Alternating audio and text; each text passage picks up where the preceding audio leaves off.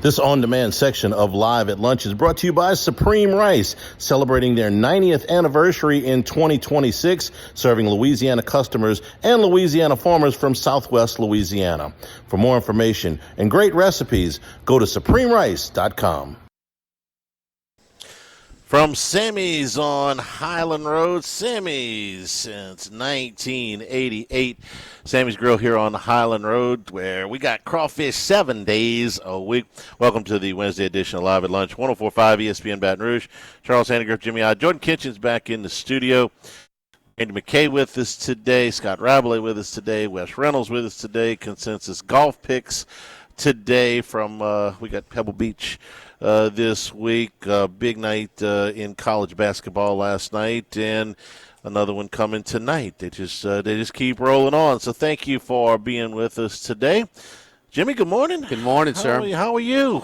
Doing great. Came here last night, on assignment to make sure the crawfish are just good. We give you all the tough assignments. Yes, I like to do it to just kind of see where we are because, look, it's a little stretch about a week ago. Or not 2 days ago, that weren't getting any. I mean, the little mud bugs go. They burrow, Charlie. They kind of dig down deep, and when it's too cold, so they don't like that cold. So now they're starting to. They were delicious last night, spiced, beautifully clean, really good, and we ran out by 7:30. Over here at Sammy's, the original Sammy's Grill on Highland Road, just off of Starring. And but you know what? This little warm spell, this is going to be a nice little run to pop, kind of spike, the I guess how plentiful they are and the quality of them as well. So we're expecting, man. You come this weekend for LSU baseball season, LSU South Carolina women's basketball prime time on Saturday night. I got to believe, man, they're going to be nice for this Mardi Gras weekend. Easy little trek down Highland Road from here to campus if you're coming on Sammy's on Highland Road. Same song, second verse at the PMAC last night. LSU dealt a 91-62 loss last night. Tigers never led. They faced their biggest deficit of the season, conference season so far, at 36 points. That now makes 4 games out of the 11 that they have played in conference play where they have never led and trailed by at least 20. Let me say that again. 4 out of your 11 conference games, you have never led and trailed by at least 20, anywhere from 20 to 36. And 2 of those games have been against what I would call good teams, not great teams, but good teams in Arkansas and Vandy. And 2 of those have been against bad teams in Mississippi State and South Carolina, or at least bottom of the order teams. I don't. Look, I can give you the basketball stuff. Arkansas had 10 block shots, so there wasn't much happening in the lane. LSU can't make 3-pointers.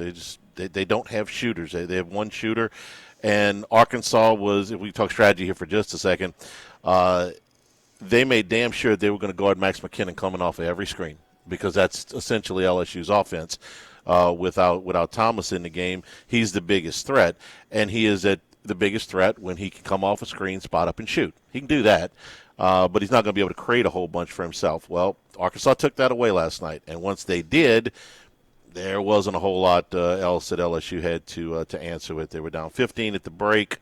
They never got any closer than that. They ended up losing it 91-62. It's an Arkansas team that was out without Carter Knox and DJ Wagner also for the second straight game. And, they took care of business with this road trip against 2 of the teams. And it's kind of a 4 quadrants, of 16 teams. And, LSU and Mississippi State are clearly in the lower 4. And they took care of business. I mean, winning by what, combined 50 points or so. I mean, close to it. I mean, 29-4 the 2 games that they beat LSU. Huh? You said the combined total points that Arkansas won by in this little road trip the road in trip. Starkville and Baton Rouge. Yeah, okay. Their last 2 games without Knox and Wagner. Okay. Yeah, I so misunderstood you there. kind of taking, just 49. not going in there, just not being sloppy. Right. Jump into double-digit leads quickly in both games on Saturday in Starkville and last night in Baton Rouge. They played hard. I mean, that's did they come out sharp, focused, energetic in the first game in Fayetteville? No. Or was LSU just that good with Thomas, the second to last game that he played, or did they just play that well? That game was, again, I think that's one of LSU's better performances of the season, and that's why I liked Arkansas last night so much, because they were alert to their opponent. They know that these guys took them, they don't have a player, but Arkansas's lighter two players than when they played on that Saturday a few weeks ago. It was not that long ago. So, I mean, that was a tie game with 7.5 minutes to go, the first trip in Fayetteville. And so, you see that sometimes. They're not uncommon. So, that's why I liked it on Otterlocks last night. But the thing is, boy, and I hate to tell it's a gambling thing, but I mean, the hedge middle approach, kind of standard approach, you get that 4 point. It does not apply in these games with LSU, because what were they down at half? 15? 15. I was 13.5 at half. So LSU's going to outscore Arkansas in the second half? You know what I mean? You know what I mean? It's just it's no. So I mean, we get to. I wish we had Max here today. He was actually at the building, but I mean, he sent us a picture. Same old song and dance. Right. I mean, we suck. This is a low point. It's a low interest rate. The athletic director, I'm not sure if he was there last night. I wish he was, because I think that makes an impact at just how bad it is for the game night experience. But it was, I mean, just non-competitive at home. There's no home court advantage. Mm-mm. We know that, and it's just we. I mean, I lost faith in this guy, 2.5 years ago, but it continues. I really thought that stretch, that minute and 24 stretch, deep in the last, went from like 8 minutes to go to 7 minutes to go, when it went from 10 to 18, that 8-0 stretch, which was about as ugly and disinterested and dumb and lack of effort, just quit. I mean, I did see Michael Cobble. He was the only one I think that was watching or covering at the time. He says, boy, it just looks like they quit with that 8-0 run. And I thought there was actually a chance they may make a change. I mean, what is their record in conference now? 2-9. What was their record in football in conference when they made a switch at football? Had to win a record, huh? 3-2, I think. Yeah. Or 3-3 maybe. I mean, 2-3, whatever it was. I mean, and here's another, because we try and search for something new and fresh to comment on. Who feeds the broadcast team or the graphics team on their information? Did you catch this last night? I listened, and God bless them, when they were talking about LSU's This was a graphic. This was not, the audio. No. This was a visual, a video. It didn't help me out what you're looking for. I watched most of the game. They show, it must have been early in the game, but they showed Pat McMahon, 4th year at LSU. 3 NCAAs, 1 NIT. I don't even know who, would have given them that, and also don't know who Pat McMahon is. I said Pat. Oh, I thought they put Pat up there. No, I said Pat. Yeah. I mean, I don't even know the damn guy's name. He's invisible. I never met him. So, I wouldn't have been surprised. No. Maybe Pat McMahon somewhere. I'm sorry, put up 4 but I did see the 3 NCAAs in one. Yeah. Yeah. I mean, you try, and then I got to listen to you. You listen to him too, and I did. Oh man, yes, and Shaq. My golly, Shaq, and then the guy says, and he played with Chris Jackson, my favorite LSU player of all time, and again, there's so many. Of course, the building it's named after. There's so much history with this program and this and that, da da da da da da da. And that's what Matt McMahon is trying to rekindle here and stuff. Like, man, quit putting the lipstick on the pig, man. Call it what it is. This is a low point. It's beyond embarrassing, and it's I mean, nothing new, but like. Why can't you just say that this is a low point? Do the work and say no. His conference winning record, his conference record, win-loss record is the worst in basketball's history. It might be the worst in the history of LSU athletics. Do that for me. No, say he is not going to a postseason. He went to one NIT. Yeah. Yeah. I mean, no, say one NIT. Who is trying to fool us about saying this guy is going to 3 NCAAs here? No. I mean, it's like what? Like, are we that's where we are, which everybody, the people, the few people that are watching this garbage are like supposed to be misled? Man, that is freaking. I mean, I never put it, and it was a purple box, and it said 3 NCAAs, 1 NIT. Man, kiss my, come on, man. I didn't have any problem with them talking about Shaq and Chris Jackson because if you come into these games, you better come equipped with some stories. Yes, yes. Because you can't just talk about the basketball. The part so boring. The part that got me, and I didn't see that graphic, but I'll take your word for it. The part where. This was a team that went 12-1 in non-conference. Stop it, okay? And Lenardi had them in the first 4 out, just 2 weeks. Stop it, okay? Like you said, quit trying to put the lipstick on the pig. If you look at that non-conference, and they beat SMU. That's right. They did. That's the entire resume. Right? And SMU's got a chance to be that. They're not a lock. But right now they're in. Yeah. Yeah. So I did get a call this morning that said, has it ever been this bad? I'm like, yes, it's been this bad before. Johnny Jones's last team lost 15 games in a row. 15 games in a row, and only 2 of them were within 5 points. Most of them were not competitive at all. They gave up points in record numbers that year, and then they won their second to last game. They won the last home game of the season against a really whatever Tennessee team, and that was that. But they had committed to stay. And I remember us doing the show. It was like, look, we know what's going to happen at the end of the season, so we'll just kind of talk about the game. We talk about the game for a few minutes. The games are terrible, and it's kind of like that again. But has it been this bad before? Yes, it's been this bad before. But Johnny Jones's conference record was not this bad. No, Johnny Jones. That's the other part I want to talk about. Johnny Jones had a winning conference record going into his last year. In fact, over his first 3 years, they were 8 made to the tournament twice. Yes. No, I'm sorry, once. The NIT the other time. They were 8 games in 4 years. They were 8 games over 500.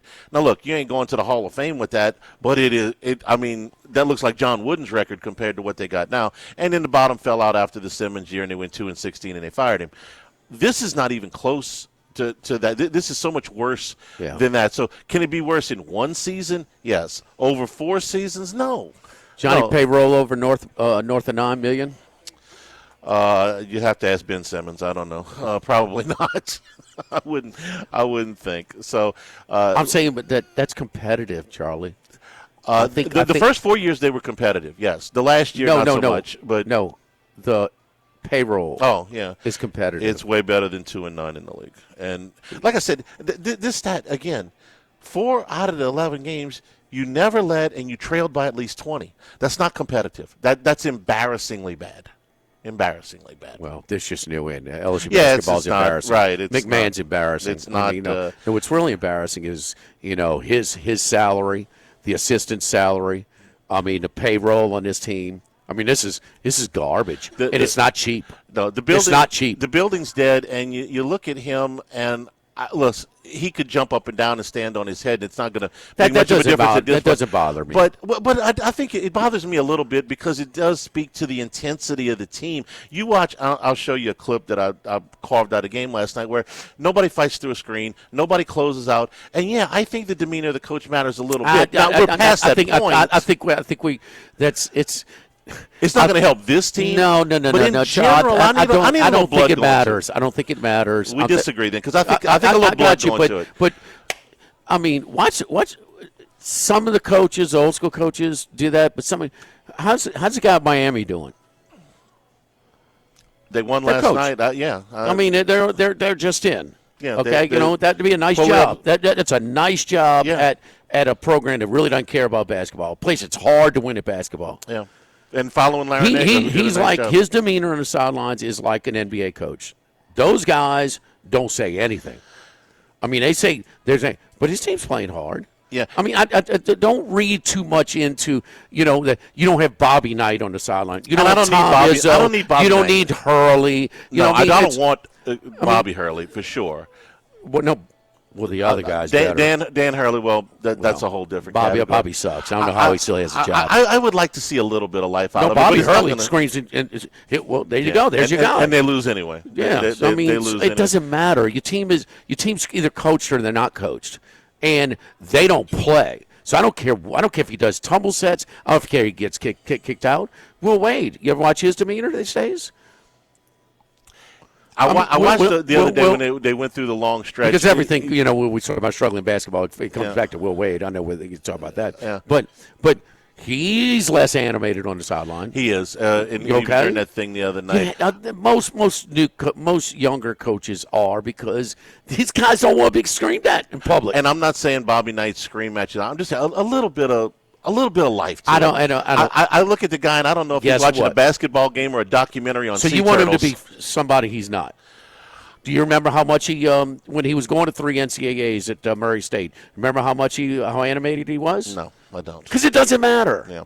Well, it doesn't matter. I would like to play your team hard. is coached or they're not coached. And some coaches have those skins in the wall, and they can embarrass their guys. And some guys with the skins in the wall, they can't even get their guys, the stars, to come up for the second half or play against the number one team in the country. Right, and that guy's got national championships. There's guys with skins on the wall. And again, I'm not saying I want somebody screaming and hollering, it was beyond for this team. But I would like to see a little blood go into it. I mean,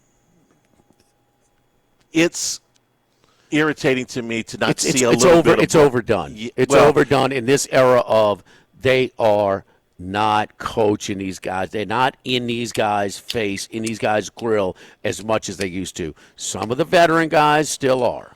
They have the status. They have the skins on the wall.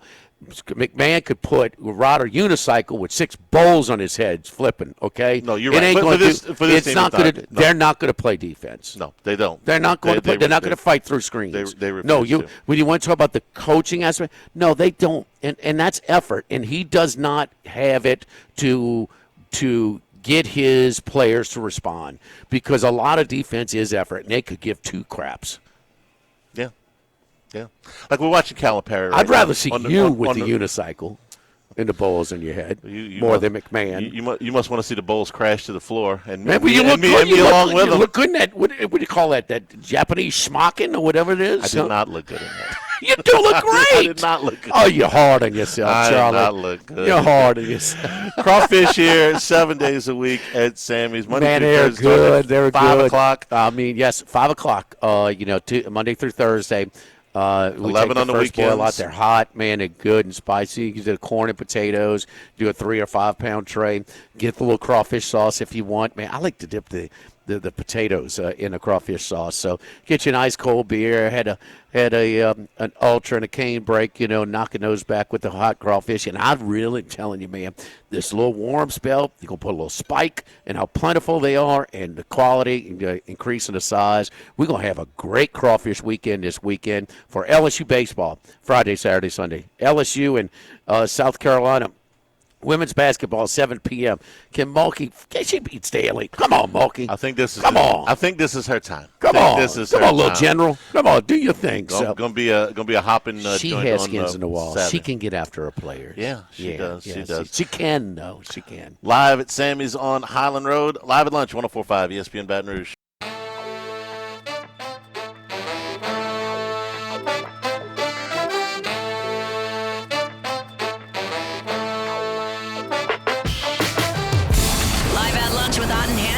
Live from Sammy's Grill on Highland Road on 104.5 ESPN Baton Rouge. Remember, you can always get the show on demand, 1045ESPN.com, LouisianaSports.net. Double handicast up right now on YouTube, previewing LSU's hitters and the pitchers. It's brought to you by Supreme Rice and SupremeRice.com, celebrating their 90th year in business here in 2026, supporting our Louisiana farmers and putting out a great product. Go to SupremeRice.com. There's only one other game in the league last night. There's 4 double at many tonight, but Vanderbilt went on the road and got a win at Auburn to move to 7-4. Jimmy, Vanderbilt jumped on them. Yeah, they did, and they're in with some room, plenty of room to spare right now. Auburn, I'm starting to wonder a little bit about if they are. What's their NET? Auburn's NET right now is 32, so they're still in, but I'm starting to wonder if they're going to get Charlie, would they just show the graphics on the LSU Arkansas replay and talked about the 10 teams that Lenardi has in, and then talked about 2 also considered. I mean, LSU was still first 4. It is a very, very soft bubble this year. It's not just the metrics are completely wrong. They're not doing their homework. Lenardi's lost his mind. It's just for LSU, just a couple of weeks ago to be in first 4 out, it just tells you how soft the bubble is. It's going to take a lot for Auburn not to make it. Right. I mean, a free fall. Well, they've lost. They've lost 3 in a row, and 3 of their next 4 on the road. So I think Georgia's got more to worry about. Okay. What's their NET? Georgia's NET is a little bit. It's 35, right behind them. So okay, better. Georgia's got 4 less losses than Auburn. But the they didn't play the schedule. Right, the strength of schedule isn't there. Anyway, Vandy's in with plenty of – in fact, they've got a top 15 NET right now. They're on the verge of a protected seed for Vandy. Vandy's rebounded, from their little skid, when they got knocked from the the ranks of the unbeaten, and, kind of got it handed to them pretty good. And they've jumped out to some convincing wins, too. And this one got a little hairy late when the kid fouled out for Vanderbilt. But they still, I like the way they've rebounded. I mean, look, man, a guy in his first year got him to the. Didn't he come from James Madison? Mm-hmm. First year got him into the tournament. He's got a better roster this year, and no, they're going to be. I mean, I didn't think they're a national championship threat, but I do think they're a second weekend threat. I could see them getting to Sweet 16. Yeah, I agree. It's almost like a little mid-season mini slump, and now it's a long season, I mean, you get a road win. Don't turn your nose up at any road win, especially against a tournament team. No, and who's the other one? They won by like 30 on the road. And it wasn't a great team, but I mean, it might have been Mississippi State. But they just... Did they beat at home? No, on the road. On the road. After they had that little... They beat Mississippi State by 30, and they beat... State in Starkville? Yeah. That's what it was. Yeah. I mean, I know State is really down, and, they got another tough one tonight against Tennessee, but which I think Tennessee's going to take care of business because, I just don't think that... I think that, losing those big leads, I think when they get the lead, they'd want to exhale down in Starkville tonight. So, game of the night in Lincoln, Purdue up 22, and Nebraska storms back, get it to overtime? I think, yes, it was, but it was the doubleheader of the night, and that Big Ten is just popping this year. It really is. Illinois. I mean, when Wisconsin after getting hosed on Saturday at Indiana with the call. I mean, you don't make that call. It was a brutal, terrible call. Terrible call. Wisconsin was up 1. It was like 2 or 4 seconds to go. They called it, gave Indiana 2 free throws, and they lose. So they were down 12, 5-6 minutes to go, and they came back, man. And this is a different Wisconsin team. This is not. It's not our uncles, our big brothers, Wisconsin team. They've got some firepower, and they move the ball. And Charlie, they do this. They won at Michigan and at Illinois. Yeah. I mean, you win at Michigan and at Illinois. I mean, that's a 1 and a 2 seed, probably right now. I mean, it's that is really impressive.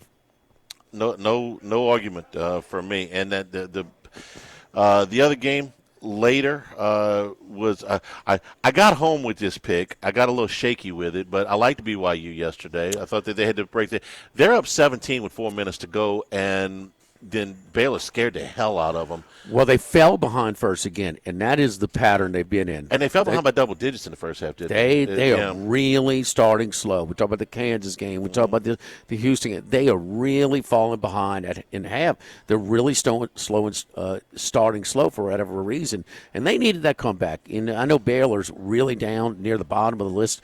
I mean, the standings in the Big 12, but that was their first cover in 9 tries. And the closing line was 4.5. They covered by 0.5 point. I mean, they just have been now. But you saw DeBonta, huh? Did he have the flu? 36 points. Did he have cramps? No. Did he have I don't turned ankle? Yeah, the ankle, hamstring. That's the other one. Hamstring or the agent. 38 just plays so hard, man. Look, so if I had the number 1 pick in the draft, I don't care what team it is.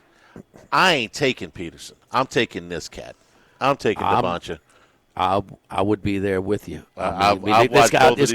This guy and his agent have done more. Now the story's coming out that the agent told Self at halftime. Remember when you talked about, well, man, BYU came back in the second half against Kansas.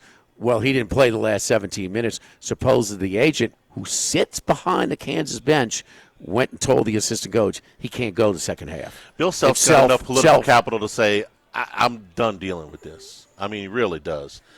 Guy comes out 10 minutes to tip with the number 1 team in the country in your building and says, I don't want to play. Hell with you, man. He's not kicking him off the team. I know. If he quits, he will. I'm saying I wish he would. Because if you're Bill Self, you can afford to do that. He's not getting fired. He's got a lifetime contract, okay? No job security's fine. He's one of the few coaches in America with that kind of job security that could say, you know what, I don't care how good you are. All right, if you're a Kansas fan, you want me to kick him off the team? He's your only chance. I mean, they might not win it with him, but they can't win it without him. They cannot, Charlie. They can't. They cannot. Maybe this is a bad example, but I got a little bit of experience with the team that I cover having a once-in-a-whatever talent and not giving a crap. And if Johnny Jones had run Ben Simmons off the team with a month to go in that season, I'd have been LSU just was not fine. Capable of winning it. They were not. That year. That's the difference. They were not any good anyway. It was not that they weren't any good, but they weren't going to win the NCAA tournament with it. But when Simmons was kind of like, if Johnny had run him with a month to go, I'd have been just fine with that. I really would have. It's different. No, this is different because they have a chance to. If I'm a Kansas fan, I'm sorry. I mean, I want to win. Yeah. I understand what you're saying. Yeah, of course. Of course you do. And so Self could have, but he hasn't. Yeah. And he's had this is not like this just happened. Okay, this has been happening all year. He hasn't, okay? Right. And there's a reason. What's he worse? He won Monday night. Yeah. But he knows he can't win, and there's nobody that covers college basketball that thinks that. I mean, granted, when he plays, he's the best player in college basketball. So what's worse? You run him off and you know he's not going to be there, or you get to the NCAA tournament and he decides he doesn't want to play in the second half, and then you lose anyway. Yeah. Pick your poison. Yeah. Don't forget our friends at Legacy Title. Chad Reynolds at Legacy Title for all of your real estate closings. 296-0060, full-service title company servicing all of South Louisiana. Fast, friendly, professional services which you get with our long-standing staff. Ashley Donald, Day Drink a Lot, Michael Platt, Marion Haynes, Natalie and Bradford Smith. Buying, building, refinancing. Nobody chooses but you. Choose Chad Reynolds at Legacy Title. 296-0060. Live at Sammy's on Highland, live at lunch, 104.5 ESPN Baton Rouge. Live at lunch with Ott and Hanny. Live from Sammy's Grill on Highland Road on 104.5 ESPN Baton Rouge. Uh-oh, they let the big dog out. Boom! Out of nowhere. It's time for the big dog, Randy McKay, with his best picks. Big Dog, how you doing, man? I'm doing pretty well. A little bit of Super Bowl hangover, but decided to take a trip here to Colorado and just kind of hanging out up here in the suite and looking at the mountains. Rumor has it you were surrounded by some interesting characters at the park. I mean, humans, Paul Stone. Now, I know Paul Stone's a gentleman. He's always going to be well behaved. But you know that humans. I mean, did your table behave themselves at the circa soiree? Yeah, for the most part. Of course, Derek and his crew, they keep plenty of beverages there, so they can't really drink them dry like some places where humans tries to do that. But Well, he did take the week off, so. Hey, you know what? I was thinking about you because, it was a dud of a Super Bowl. I mean, it lacked a lot of drama. It lacked a lot of excitement. It lacked some star power. But for Big Dog and me, that's just fine, huh? Boring means cha-ching, huh? I mean, it couldn't have. I guess it could always been better, but pretty damn good for us for the way that thing unfolded. yeah, I got a little crazy at the end, unfortunately, and cost me on one of them. But other than that, it was a pretty good Super Bowl, pretty good game for the way I projected it anyway, especially the first half. That's why I attacked Seattle for the most part was the first half total, Right. that kind of thing. So it worked out pretty well. And I didn't see many of the guys getting over on the props. Of course, a lot of the New England guys got over in that garbage time. But I saw pretty much a big under game with a lot of sacks, a lot of punts.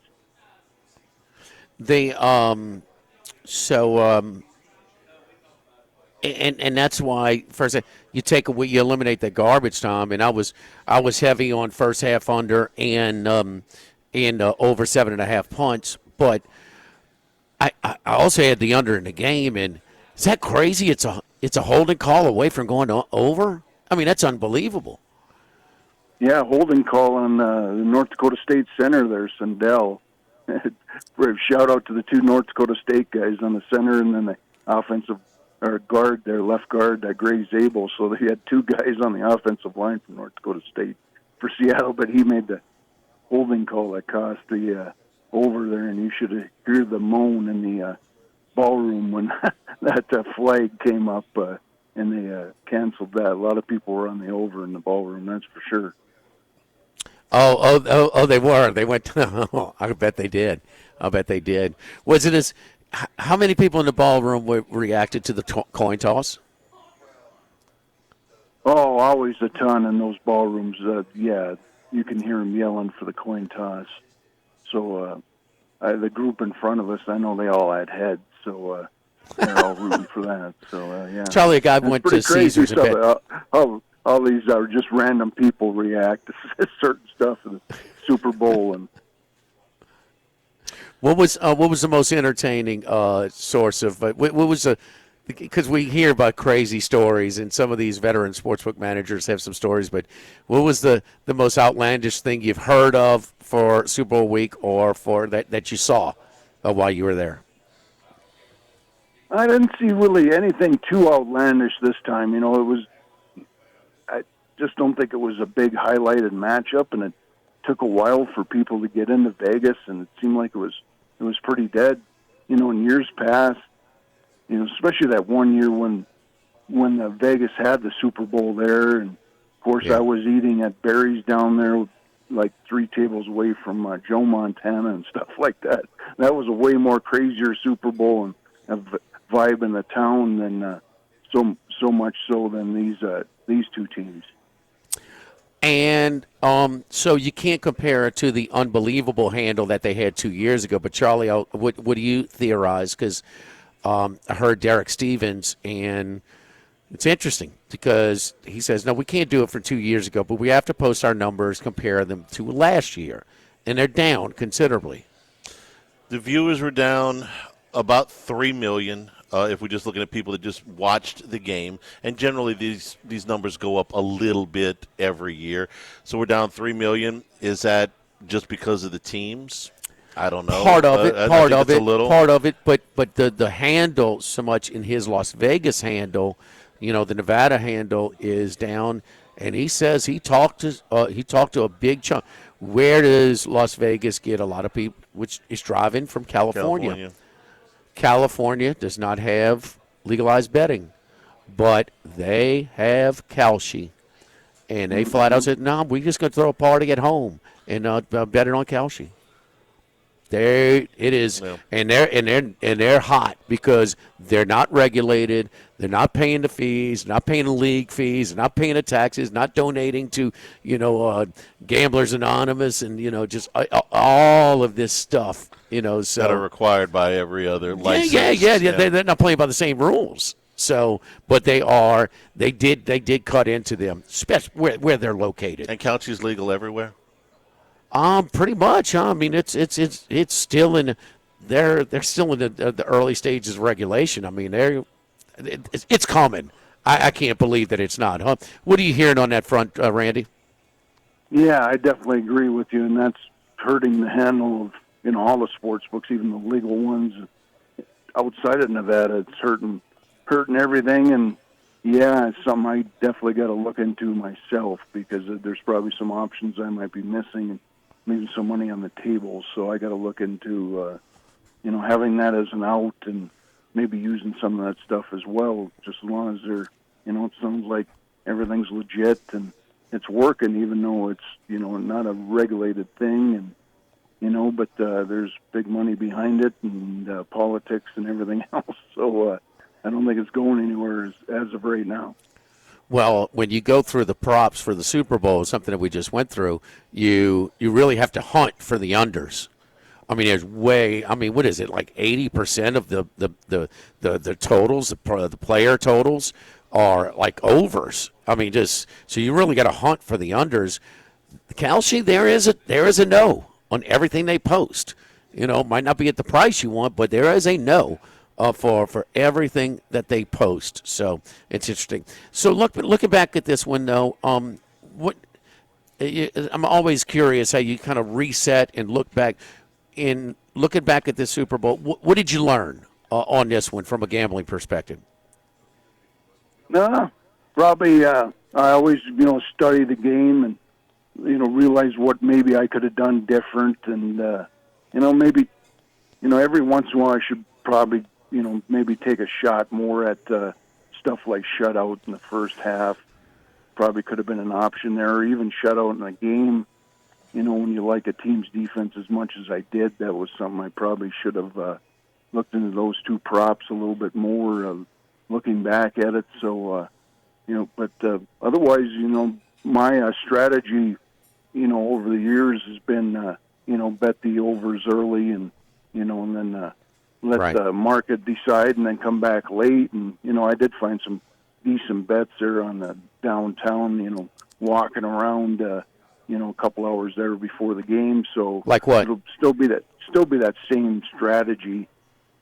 So, I just found, some better odds on, some of my stuff. Like I had Drake May, or to throw an interception that won and what was the other one? I had one other one, but I don't have it in front of me. That probably the one that we adjusted on was May rushing yardage, and we got lucky because the holding penalty negated his rush. That would have put it over, but he went over the original number. I mean, that thing went up, but when you came on the show it was 37.5, and that's what I got under, and it fell 37, and it was a closing number for a lot of books. Yeah, I bet Travion Henderson under rush yards too, and I won by a yard as well. So there's a couple of them I won by a yard. I won that one by a yard, and I won. So it's always getting that best of them. Just that 1 yard or two makes a big difference in some, especially with these smaller totals. Right. Yeah. Randy, real quick, when we talk about what we learned here, we were talking about the adjusted quarterback rankings of that class with May and Caleb Williams and Jaden Daniels and Bo Nix. So now that we've watched these guys play in the playoffs, now all of them have been in the playoffs, how do you feel going into the next season? Did it change the pecking order of those guys for you? No, I think, even though he's a little brittle, the guy, your guy Daniels there from that's playing with Washington, I still would have him as the top guy, even though he had an injury year and kind of a lost year. The team had a lost year as well. So, but improvement out of Caleb Williams with Ben Johnson, of course, and of course, May has the deficiencies that Seattle exposed a little bit, but he's still a pretty good up and coming quarterback. So, and then don't know what we're going to get with Bo Nix or McCarthy off these injuries. So, still a little question mark on those two. There we go. All right. But Big Dog, we appreciate it, man. We'll still be hooking up on a weekly basis. If you got to take some time off, we agree. We understand that as well. But we love to try and check in with you from week to week. But a boring, a good Super Bowl. I'll have to tell Matt when he comes on. Oh, it's next week that you thought he was very boring at the party. So. I know. What was I going to say too? I've been watching these Olympics, and I got probably a little play tomorrow on the Czech Republic here versus Canada. If you can get plus 2.5 goals at DraftKings. Okay. They got really good goaltending and decent enough defense. I think that it can hold down the Canadian squad here, and first game jitters and that kind of thing. So two really good. Also, they got some firepower as well. Two really good goalies, and also sometimes the Canadians who always bank that they'll be in the medal round, they kind of use this as almost an experimental, like just to run different lineups and rotations and things like that, and almost like preseason approach, try and get them there.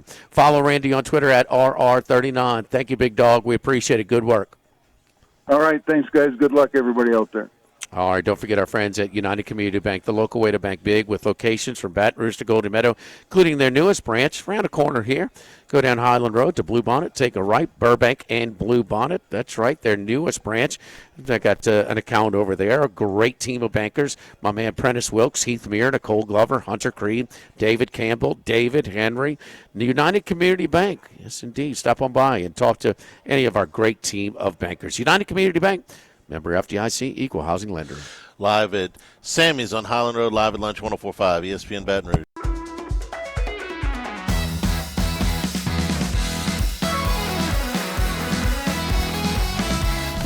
Live at lunch with Ott and Hanny. Live from Sammy's Grill on Highland Road on 104.5 ESPN Baton Rouge. So we scrolled through to find that graphic they put up last night. It's misleading at best and flat out wrong at worst. Matt McMahon's fourth season I'll read it to you exactly as it is written on the screen. Fourth season as LSU head coach, 4 postseason appearances, 3 NCAA, 1 NIT. It's all in the same color. It's all in purple. You got the LSU graphic up there. It says LSU Matt McMahon. LSU Matt McMahon. Then it says that. Fourth season is and LSU. then it has the head LSU logo. Yeah. It is nothing about career or it's misleading. If you say it's his fourth season as LSU head coach and you're in the middle of the fourth season, there's no way you can have 4 postseason appearances. Right. There. But if you don't know, you don't know. And if you're just reading, if this would have been for the head coach at Utah, I would have looked at it, and that's what I would have. That's what I would have thought. Yeah. At this thing, and so it's not. So, like I said, it's misleading at best, flat out wrong at worst. I couldn't believe it when I saw. You didn't believe me. I had to show it to you. I believed you. I didn't see. I wasn't paying attention. Wasn't one of the things that upset me last night.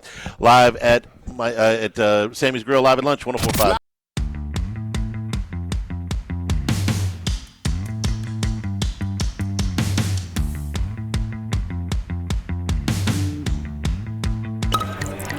Enjoying the finer things in life is his forte. Let's bring in Scott Rabelais from The Advocate. Back here at Sammy's on Highland Road. Crawfish 7 days a week right now, Monday through Thursday starting at 5 o'clock and Friday through Sunday starting at 11 a.m. We even sent Jimmy out to do a little recon on the crawfish last night. Coming out and sampling yourself. You get two thumbs up. 2 thumbs up, baby. 2 thumbs up. Yes, indeed. It was so good last night. We ran out about 7:30 over here at the original Sammy's. So, yes, indeed. And this little warm stretch, I'm telling you. Next couple of days, this Mardi Gras weekend, going to LSU baseball, LSU South Carolina women's, it's going to have a good batch of crawfish this weekend. Come on out and get them here at Sammy's on Highland Road. Rab, good afternoon. How are you? I am battling allergies from things that are blooming here in mid-February, whatever it is. Giving me a hard time. We all are. All of our allergy meters are way up. Yeah. Yes. Unbelievable. Yes. Getting to be about that time of year. All right, LSU and South Carolina. This has been the one hill that Kim Mulkey has not been able to climb here at LSU. They've lost 5 straight under Mulkey. They haven't beaten South Carolina since 2012. This is a hard sellout. This is going to be a big, big atmosphere. ESPN's Women's Basketball Game Day will be here on Saturday. They have, I would say, comparable games against Texas. They've each played Texas twice.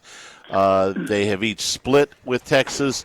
Mm-hmm. I would say just about every quarter of every game, save maybe the fourth quarter of LSU, Texas, and Austin, has been closely contested if we want to use the common opponent approach, which sometimes gets us in trouble. But, Scott, I think this is LSU's best chance, and that includes the national championship team, which really got beat pretty soundly in Columbia that year, that this is Kim Mulkey's best chance to beat South Carolina since she's been here. I agree, and the fact that it's in Baton Rouge to start with.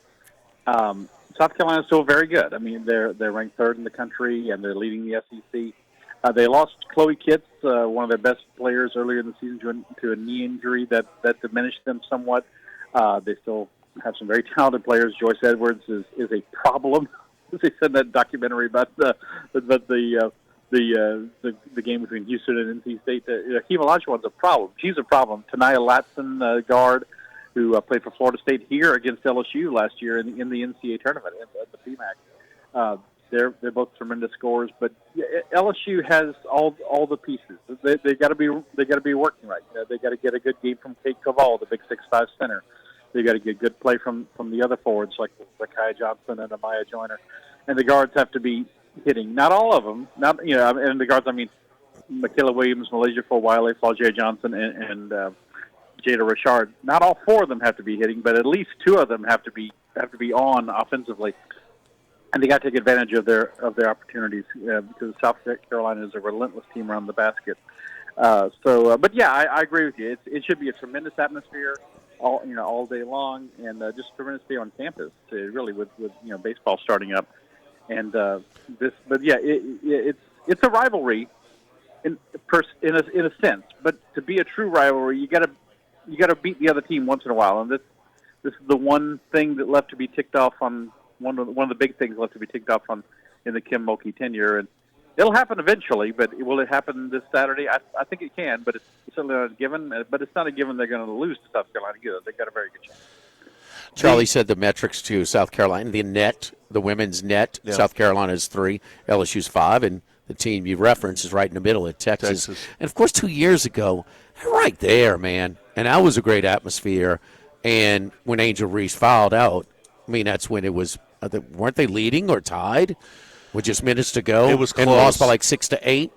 Huh, Scott? I mean, it was really close. They've lost by 6 both times here in the games here to South Carolina, yeah. Under this is you talked about the players that have to be on for LSU. They are scoring, even still this deep into the season, at a historic rate.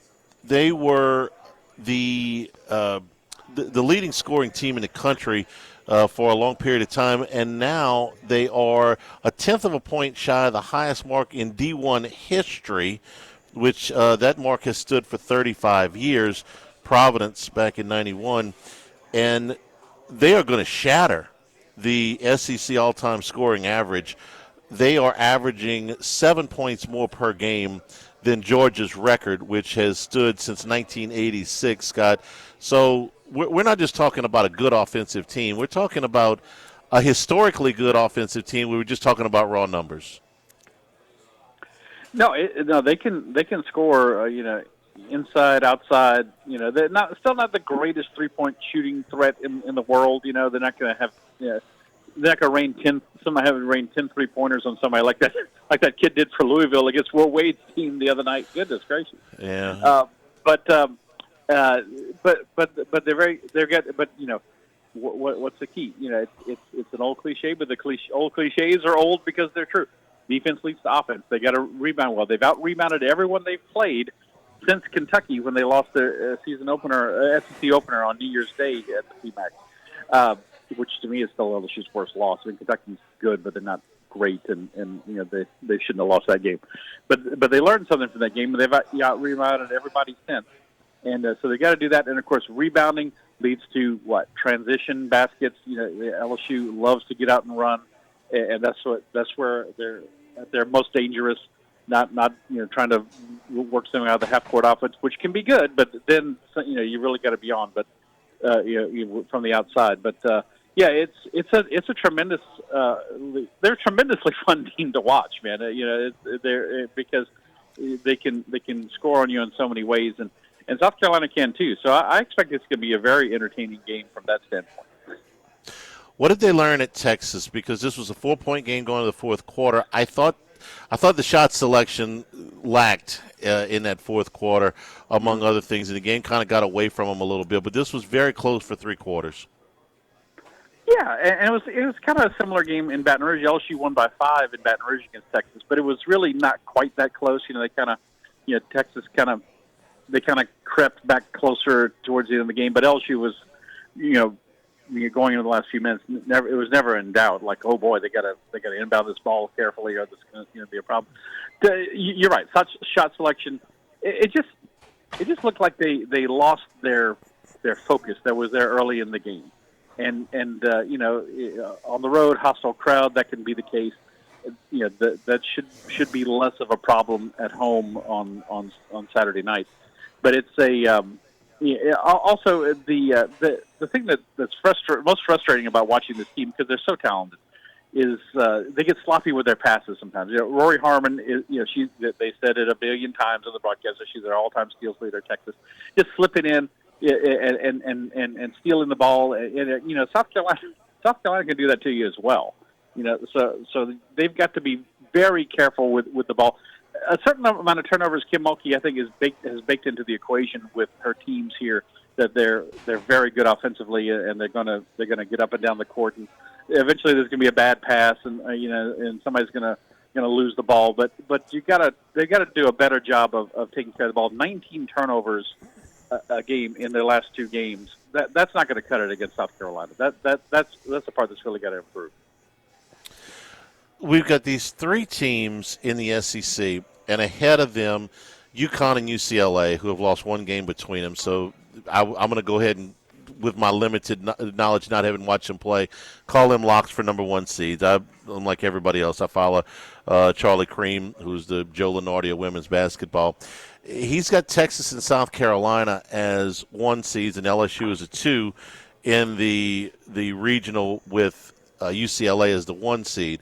So if South Carolina loses to LSU on Saturday night, are we going to the SEC tournament with 3 SEC teams fighting for 2 number 1 seeds, or is LSU too far on the outside looking in to make up that ground? Not with an RPI of 5. I don't think so. I think if LSU loses Saturday night, then yeah, they don't have any chance to get a 1 seed. Maybe if they won the SEC tournament and other things, panned out for them. But you have to throw Vanderbilt in there too. They've been tremendous with Michaela Blakes, and they're on the 2 line as well. But But I think LSU is ahead of them in the net, despite having lost to Vanderbilt on the road, and so I think they could stay that way. Still got some other tough games. LSU's got to go to Ole Miss. They've got to go to Mississippi State, which can be hot cold, but they're they can be a threat. And they got Tennessee at home, which they should take care of. And Tennessee just got destroyed at South Carolina last weekend. But yeah, I think if LSU could win this, I think LSU needs to win this game and has to at least get to the SEC tournament final, if not win it. Probably win it, be a 1 seed. But it's not out of the realm of equation. It's not out of the realm of possibility because their net, despite their non-conference schedule, which gets heavily dinged, except for their win over at Duke, which has played great since then. Since I don't think they've lost since LSU beat them. They've got a pretty good resume and a pretty good case for that last number 1. Maybe Malky will present Staley with some roses on Valentine's Day for losing to Iowa, a few years back in the semis. I wouldn't wait on it. Love is in the air, huh, Charlie? I wouldn't wait on it. By the way, this is the details. LSU 2 years ago led 56-52 at the end of 3. Reese fouled out, up 67-66 with 4 minutes to go. Last time they had a tie was a Van Lith 3 with 2 minutes to go, 70-70. LSU did not score the rest of the way, lost 76-70. The love is in the air, Scotty. Yeah, I wouldn't count on that too much. The list of LSU football players invited to the Combine came out a little while ago. 11 LSU football players going to the Combine. Garrett Nussmeier. 4 wide receivers: Aaron Anderson, Barian Brown, Chris Hilton, Xavier Thomas, Bauer Sharp, the tight end, Patrick Payton and Jack Pyburn from the defensive line, Harold Perkins, linebacker, cornerback Mansour Delane, who's going to be the first Tiger off the board, and A.J. Halsey. Any thoughts on who most needs this Combine to maybe improve their draft stock? Who's it most important to, Scott? Well, first of all, I want to say all those guys on offense, and they struggle to score points like they did. They did. All those skill players, I know they weren't in the offensive line, but well, last year it was 4 offensive linemen that got drafted, and they had their issues running the ball there too. But go on. Yeah. Garrett Nussmeier, obviously, he's got to show that how he looks or how he can look. He'll do well with the measurables. I think the height and the arm speed and all that stuff. But he's got to show them something after. Obviously, it looks like a. What do you guys think? He certainly looks like a second day guy right now. 4th round pick probably at this point. But 4th round's 3rd day. But yeah, I would say he's probably going to be the 3rd or 4th quarterback to come off the board. He might be a little higher than the 4th. He had a positive turn. He was healthy again. Yeah, so he led in arm strength. Down in Mobile. So the Mobile was a good thing for. And he looked healthier again. I hope so. He did. We saw some of the workouts. I hope so for his case. But I would say Aaron Anderson, because he doesn't have the size. Yeah, he's got to have a good combine. He's got to show him something. The speed and everything.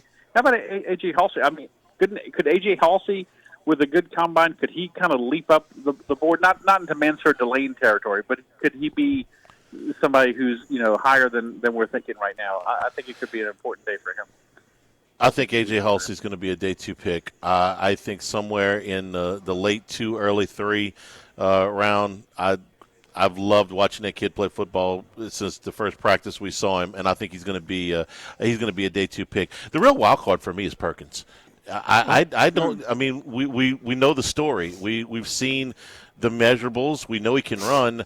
I don't know if he has a position. I mean, we've seen projections all the way going back to his sophomore year, as high as the 1st round and as low as when he got hurt to in the later part of the 6th or 7th round. So I don't know what they think about Perkins right now. It only takes one team, but to me, he's the biggest wild card in this. He's got the biggest Perkins range. And Halsey, neither of them participated in Senior Bowl. I mean, those 2 guys, because of Halsey's, not terribly big, and what you're talking about Perkins, I would have thought they would have loved to see them watch the game. Work them out. What do you think about Perkins? Just Senior Bowl aside, either one of you guys said. I mean, if it's coming after, if we're projecting the draft 2 years out after his freshman year, he's top 5 pick. I mean, they, back and forth, whether it's his handlers or not, just kind of playing him out, that wasn't his best position, but trying to develop him where they thought he needed to play at the next rate, and he did improve, in pass coverage and stuff. I don't know. They did not play in the Shrine Bowl. They played in Perkins played in the Shrine game. Okay. Yeah. I'm an NFL general manager. I'm thinking what I've thought about him all the time. Where am I going to play him? Where am I going to play him?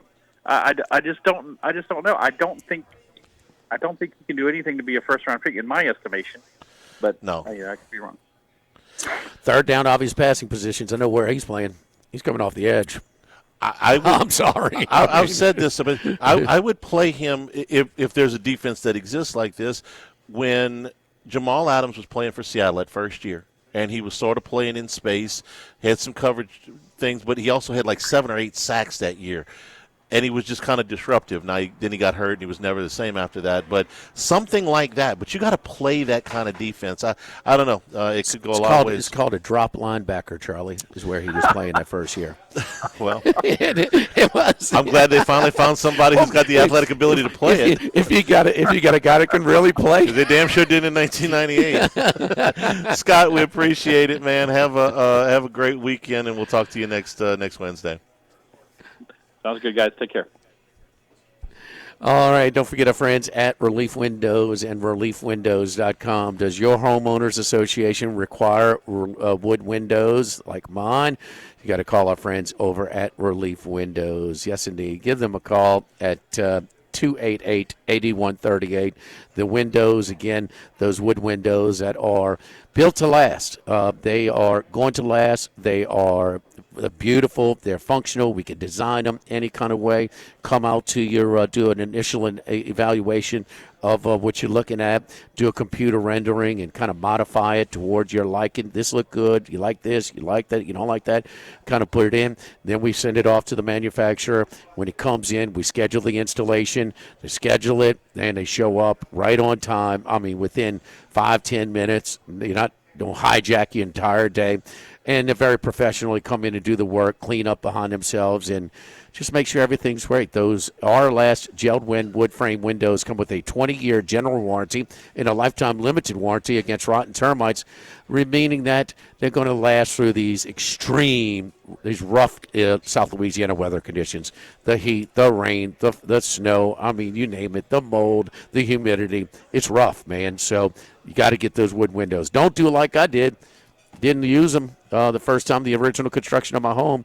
8-10 years later, I was replacing wood windows in my house. Do it right the first time. Call Relief Windows, 288-8138, and reliefwindows.com. Live at Sammy's on Highland, live at lunch, 104.5 ESPN Baton Rouge. Live at lunch with Ott and Hanny. Live from Sammy's Grill on Highland Road on 104.5 ESPN Baton Rouge. From east, north to south, but we're heading west. It's Wes Reynolds from VSiN. Wes, how you doing, buddy? Jimmy, I'm well. How are you? Doing fantastic. Did you enjoy the Super Bowl? Give us a little report from Vegas, man. It's a little bit of slower traffic, certainly handled down. I know that Derek Stevens came on publicly and said that he talked to some of his heavier hitters from California and said they're just staying at home, doing parties at home and betting it on Kalshi and stuff like that. So they're a little bit upset with that, but just a little bit of a report from Super Bowl weekend in Vegas. Yeah, I think that was part of it, certainly. And now with the sports betting being legal in so many jurisdictions, and I tell people this all the time, Jimmy, and you've been out here enough, so you're an old veteran of this. So coming out here for Super Bowl can be a little bit overrated. Tired Super Bowl visits for Vegas, wired NCAA tournament visits, where that first weekend of March Madness, I think, when I tell people, hey, when do you want to come out here? I'm like, come out for that. Come out for that first weekend of March Madness. That's still very cool. But I think it's a little bit of that. It's a little bit of these casinos, they're kind of overpricing people out of the market. You got to pay this much for a seat, or you got to pay this much for a table. And it used to not be that way, or it used to be more reasonable, even if they did that. But you're charging these people several $1,000s and, high drink minimums, and that just prices people out. People don't have the money to do all that right now. So I think that is a part of it that's not really being reported, is that it's kind of expensive for people to come out here right now, and that's another reason why it's down. Things ebb and flow. You think that with Vegas kind of getting a little bit of a bad reputation for that, and people having other outlets as far as being just the seat charges if you have a window next to the fountains at Bellagio or something like that, just is that going to calm down and be more consumer friendly, traveler friendly?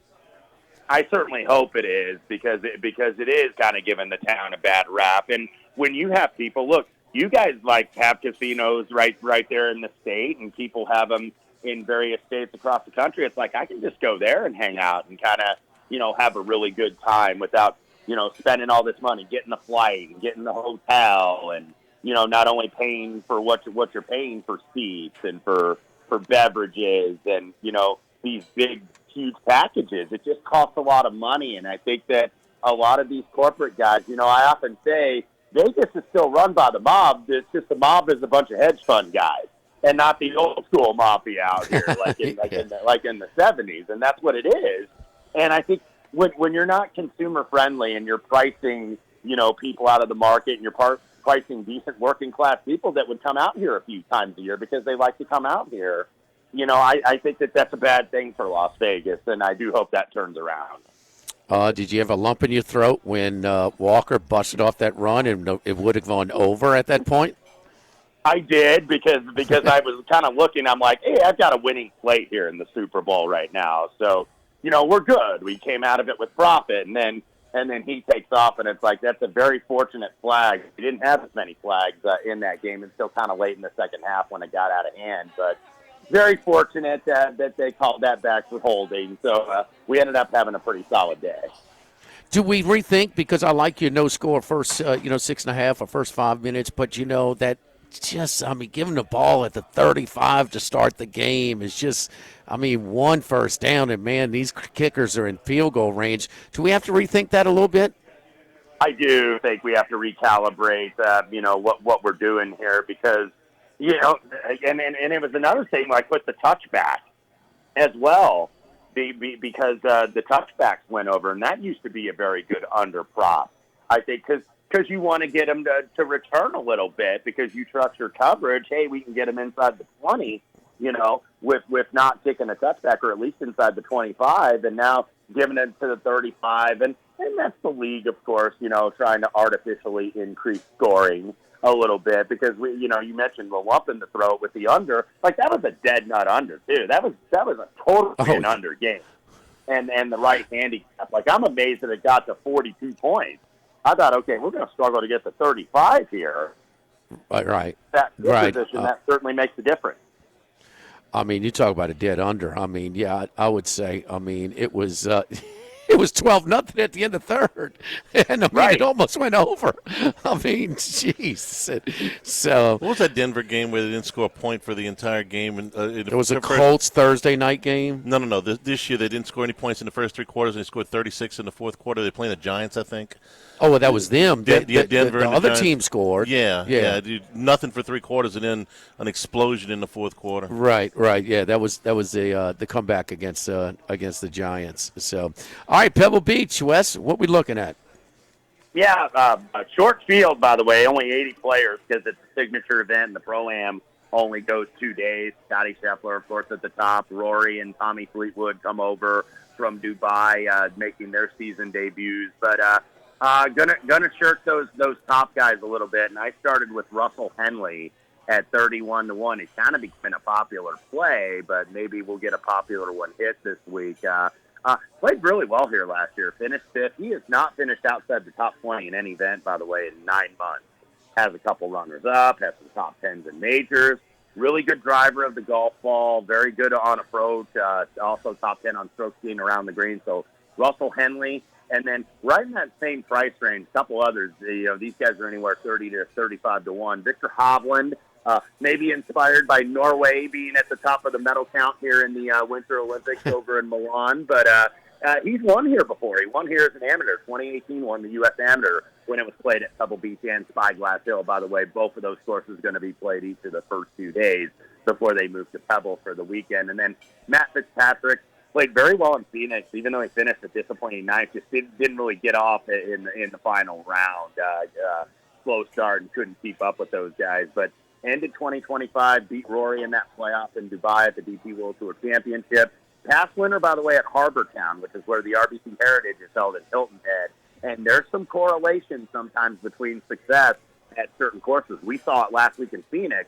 Guys that have played well or have won the Sony Open tend to play well in Phoenix, and we saw it certainly with Chris Goddard winning that playoff last week. So maybe a correlation here for Fitzpatrick. And then a couple guys in the mid-60s, Sepp Straka, who missed the cut at the American Express a couple weeks ago in defense of his title. He's rusty. Finished T18 last week in Phoenix, but top 10 for strokes gained tee to green. Just didn't make a lot of putts. Maybe he'll like these greens a little bit better that are a little bit slower, POA, than what we saw in Phoenix. And then Akshay Bhatia, 66-1, T3 last week in Phoenix, top 10 on approach, top 10 on putting. And we know putting is kind of Akshay's weakness. And maybe he found something last week. Maybe that carries over here for this week. Left-handers, mainly Phil Mickelson, but there's been other left-handers that have played very well here at Pebble Beach. All right, Wes, busy slate in college hoops tonight. Anything you're on tonight? Yeah, one that I played so far. I did play Virginia Tech getting 8.5 against Clemson. Clemson, by the way, came back and got that sweep in the Bay Area. We talk about these tough travels and these unfamiliar travels with these new alignment in the conferences. That's not an easy trip to go out there in Stanford and Cal. North Carolina found that out, by the way, as they got beat both games. Well, Clemson pulls the sweep. Now they come home to Virginia Tech. By the way, Clemson has a road trip to Cameron on Saturday, and that's going to be right now in the ACC.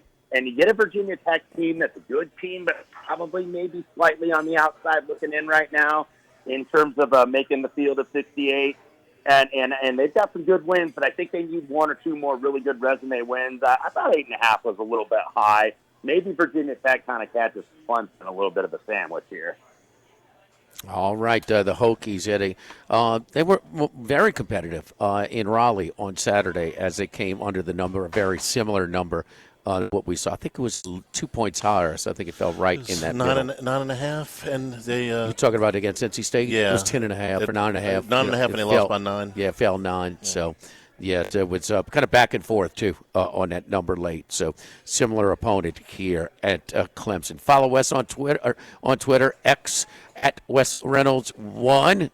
Get all that championship gear in back order. Did you get it all in yet? Well, we're still waiting on some of it, man. But and I was having a little bit of pride today. I was like, hey, they announced the combine list, by the way, in Indianapolis for the scouting combine, and 9 Hoosiers get invited. I was like, wow, That's got to be one of the highest. And then I see Texas A&M get like 13 invited. So it's like, okay, maybe we don't have that respect just yet, but 9 Hoosiers, that's pretty darn good for Indiana to get invited. That's got to be a high, huh, Wes? LSU ended up with 11. How many to Ohio State would have been my guess is the high. And I didn't see how many they got invited today. I don't know if you saw that number. I'm not. I didn't see that as well. Follow us on Twitter at Wes Reynolds 1. Wes, we appreciate it. Good luck to you this weekend. We'll talk to you next week. You bet, guys. Thank you. All right. So Wes with his picks. We've got Max's picks as well. We'll come back with that in just a little bit. Don't forget, it's crawfish season over here at Sammy's Grill, the original Sammy's Grill, where we are today on Highland Road near Starring. Very always a good place to come. You can't be at the box, man. They have the TVs all here in the bar area, all throughout the family dining area as well. So there's not a seat in the house where we don't have a really nice TV to check out the LSU baseball action. So whether it's on cable, on the ESPN properties, SEC, or streaming, we will have it on over here at Sammy's. So just 10 minutes, 10-minute drive. So a great meeting place before, during, and after. And, of course, during crawfish season, we have crawfish that come out Monday through Thursday, 5 p.m., and then on Friday, Saturday, Sunday, starting at noon. So crawfish season, this little warm spell, going to spike the quality and the quantity of the crawfish. So this took a little kind of went to the chin a little bit with that cold spell, with the crawfish season, but we're recovering quickly. I had them over here last night.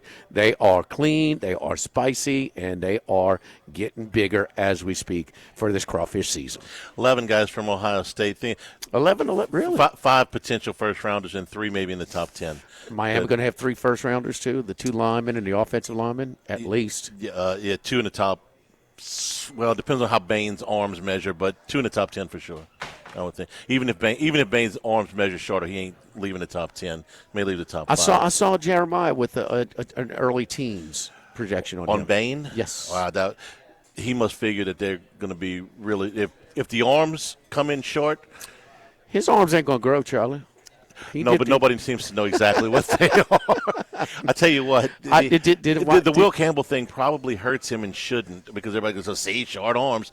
But I don't know. I think it was way more. Will talked about it yesterday. It's way more the MCL. Good for him to try and damage control, not talking to the media after. Yeah, everybody's pissed off when they lose the Super Bowl. You still got to, it's kind of your obligation now. Yeah, they should have done that. Live at Sammy's on Highland, live at lunch, 104.5 ESPN Baton Rouge. Live at lunch with Ott and Hanny. Live from Sammy's Grill on Highland Road on 104.5 ESPN Baton Rouge. Our Wednesday consensus golf picks are brought to you by Dana Brown at the law offices of O.C. Brown. All right, Charlie. So you heard Wes Reynolds in his picks: Henley, Hovland, Fitzpatrick, Straka, and Batia. Max is chalking out a little bit. That guy does nothing but chalk out. No, this is unusual for him. I'm joking. But obviously Scheffler. He never does. He's taking Scotty Scheffler? Yep. Wow. Plus 290 at DraftKings. He found plus 325 at the score. Can't beat him, join him. He's got a Scheffler, Siwoo Kim top 20 parlay, which is paying like right at 6-1 at DraftKings. The DraftKings outlets at the Queen and Bally's.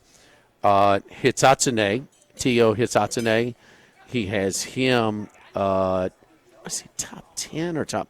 He has him like top 10 or top 20. He has top 10 plus 700. He has top American. So you kind of eliminate Rory, Siwoo Kim, Hovland. Some of the Fleetwood, some of the bigger names in this. Plus 200 on top American. So, and then he has a matchup, Nick Taylor, head up, even money versus Min Woo Lee. Indy Jeff, our other contributor, has Siwoo Kim at 25-1. Tommy Fleetwood, Pearson Cootie, Ricky Fowler, and he has McCarty and McCready. Here's the deal, which kind of taking this all in. So, Siwoo Kim is 25-1 with Scheffler. Without, he's 20-1. You can eliminate him and get a 20. I mean, well, what we took to doing last year was, you want to bet it with Scheffler or without Scheffler. So they have a completely, pretty much all of them. Certainly the DraftKings outlet, they have it's 25-1 or 20-1 on Siwoo Kim. Russell Henley is either 30-1 or 25-1. Fitzpatrick is 34-1 to 28-1. That's minimal, man. You hit those guys, they're going to pay. Do you want to finish second to Scheffler and come up zero? I think this is just my interpretation of our contributors that might be the route to take, maybe Siwoo Kim, Fleetwood or Cootie, or Wes's Henley, Fitzpatrick, Hovland, Straka, but the without markets is what I'm looking at. Because and I got to tell you, 2-1 on top American for Scheffler. Charlie, how far back was he last week? He's at 73 in the first round, and he's right there. And he ends up one shot out the lead at the end. I think high point last week was like 28-1. He was after the first round. He was 21-1. After the first round, and that was not the low or the buy the buy low spot on him. He was in the high 20s. So he's never really. I mean, even with that round, He's never out of it. The last 3 rounds of the golf tournament, he had 1 bogey. Now I understand it's not the most difficult course on tour, but 1 birdie and one bogey. Everybody's played rounds. the same course. Right. He's a menace to golf betting. I mean, he really is. even in like last week, like, okay, man, because remember he started and we're like, when we had humans on, it's like he's off to a rough start today, and then that rough round continued, and he was, I don't know what he was to make the cut, but most guys are not going to make the cut, with his first round, and he was such an afterthought, and he made a run. He did make a run. He made a hell of a run. I asked Max at Ruffino's when we were finishing the show last week. I said, "What?" He said, "Well, he was. I think he was 9 strokes back." I said, "But what place is he in?" And he was in like 80-something place. I was like, you got to climb over all of these guys, and he still ended up doing it. Our golf consensus picks brought to you by our friends at Dana Brown at the law offices of O.C. Brown, your law firm for a lifetime. 343-1111 and ocbrown.com. It happens. You get in a car accident like I did. Girl pulled in front of me. Boom. Smash. Didn't hit her. I swerved and hit the light poles to avoid hitting her. But totaled my car. Airbags deployed, the whole thing. And, I mean, here we go. Start the whole pain in the rear end process. And that's where Dana comes in, because he knows how to save you some time. He knows how to save you some headaches. He's going to deal with the insurance companies. He's going to set you up with doctor's appointments. Just relieve as much stress as possible and inconvenience as it is, because they do this all the time. He did it for me, and I couldn't imagine going through that whole deal without calling him up.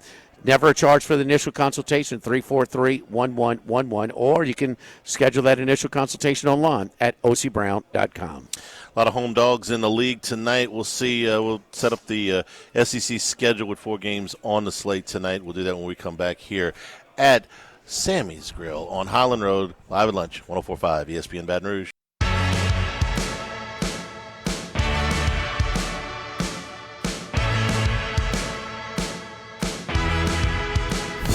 Live at lunch with Ott and Hanny. Live from Sammy's Grill on Highland Road on 104.5 ESPN Baton Rouge. And we're also brought to you by the Thibodeau Store and the Pierre Part Store, now open in LaRose and Lockport as well. Big Black & Decker sale right now on the website. You can find over 100 items made by Black & Decker that are on special right now on the website. The electric blower vacuum mulchers, hedge trimmers, cordless blowers, string trimmers, electric knives, belt sanders, cordless screwdrivers, the pole saws, pressure washers. What else we got here? The long trimmer lines, the electric chainsaws, and a whole lot more. Get them at thethibodeaustore.com. All 4 of the properties will come up through that website, and you can order with same-day availability on you order on the website, same-day pickup, delivery on a number of these items at thethibodeaustore.com. 900 St. Patrick Highway in Thibodaux and Highway 70 in Pierre Part, open until 5:30. All right, we got 4 games in the league tonight, and you got 3 home dogs, all of them pretty significant home dogs, so they're facing much better competition. Georgia catching 9.5 at home against Florida. Ole Miss catching 6.5 at home against Alabama. Mississippi State catching 7.5 at home against Tennessee. Any interest? Boy, I tell you, Florida's a runaway freight train right now. That line, Charlie, was projected to be 6.5. And it's 9.5 on the road. I mean, it's a big, big number, man. I mean, that's they're making you pay a tax to support the. People back, streaking teams, especially high-profile teams like the defending champs. Alabama, Ole Miss, man. You keep waiting on Ole Miss. I keep waiting on Ole Miss, but they're catching 9.5 Saturday. They're up 3 with 3 minutes to go. I mean, how did they not cover that game? Well, they didn't. You fouled twice in the last 20 seconds to even add it on top of that. I want to see A&M. I think A&M might respond tonight, bounce back a little bit with the with the competition dipping a little bit, I like Tennessee. I took them at -6.5. It's up to 7.5 now. So I think Tennessee's going to bounce back from losing another big double-digit lead to the Kentucky Wildcats this year. The Ole Miss game is the one that intrigues me as well. This is Ole Miss's first home game in 22 days because of that weather flip with the Vanderbilt game. So they spent 4 straight games on the road. And Alabama, it was an emotional. It always is when they get in with Auburn. It was a high-scoring game. They ended up winning it on the road. Can they do that back-to-back? I'm going to try Ole Miss one more time. Well, I'm going to take the points at home for their homecoming, let's call it. How sustainable is Auburn should have won on Saturday. Alabama shot over 50% from 3. Now we know they can get hot sometimes, but still, that's if not a high point, it's very close to it against a pretty good defensive team like Auburn. Auburn's kind of runs some bad luck right now, but some of these places like Starkville and in Oxford, that's not the typical home court. Man, gaps of seats at the hump, man. Gaps. It's not close to what they were. This is a coach in a program that's been to the tournament the last 2 years, and they're so bad. They're right there with LSU and South Carolina as the worst in the league. So, and Ole Miss, the pavilion is not popping like it has been the last couple of years. And then the other game, Texas A&M has lost 2 games in a row for the first time since conference play started. Their 6.5-point choice at home against Missouri. They got bullied by Florida, and Florida was suffocating with their defense. You could tell that game had their attention, and maybe that's inflating this line at Athens. Because remember the game in Athens last year, and maybe they'll have the attention, of his team here. Georgia went up 25 in that game last year, and Florida stormed back and took the lead with about 3 minutes to go, and then Georgia ultimately won it. But that was a game where they really sleptwalked for the early stages, and 25, 26 points. They were down big in that one. So, I don't know. Can they?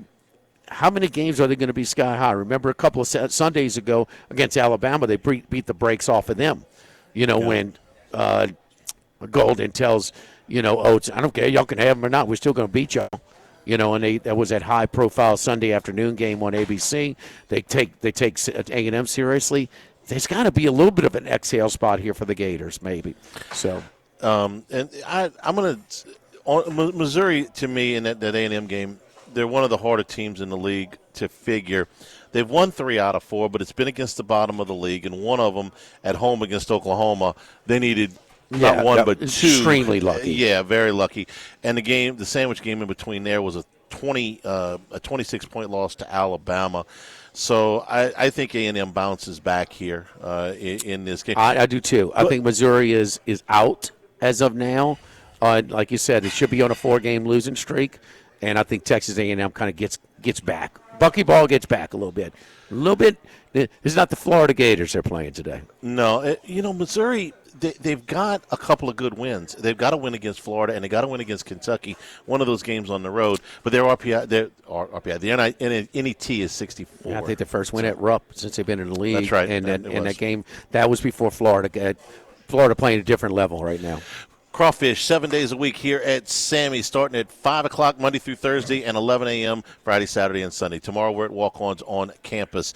Everybody have a great day. Stay tuned for Hunt Palmer on 104.5 ESPN Baton Rouge.